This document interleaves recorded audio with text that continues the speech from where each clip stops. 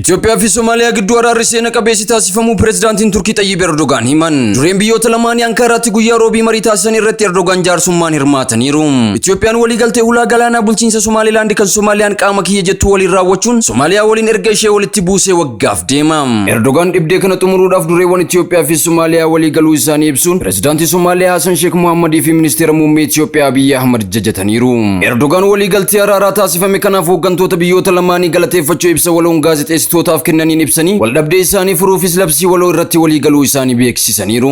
Erdogan nageenyaa fi tumsa Soomaaliyaa fi Itoophiyaa irratti hundaa'ee jalqabbii haaraa taasifamuuf tarkaanfii jalqabaa fudhanneerra jedhan. Abdiin Ankaaraa inni guddaan golee Afrikaa Soomaaliyaa fi Itoophiyaa gidduutti nagaa fi tasgabbii uumuudhas jedhan. Turkiin waliigalteen kun tumsaa fi badhaadhina wal kabajuu irratti hundaa'eef bu'uura cimaa kan uumu ta'uu amantaa qabdis jedhan. Pireezidaantiin Soomaaliyaa Hassan Sheikh Mohammad waldhabdee naannoo fi siyaasaa bara Soomaaliyaa fi Itoophiyaa gidduutti uumamu furuuf tattaaffii Turkiin goote kan jajatan yoo ta'u, biyyi isaanii yeroo hunda michuu dhugaa Itoophiyaa ta'uun yeroo hunda itti fuftis jedhan.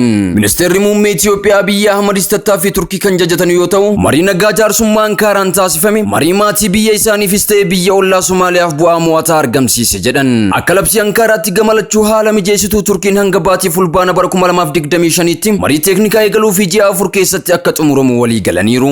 Biyyoonni lachuu walabummaa naannoo Soomaaliyaa kabajuu mirkaneessuu irratti walii galuu fi Itoophiyaanis karaa nagayaatiin hulaa galaanaa argachuu akka dandeessu beeksisaniiru.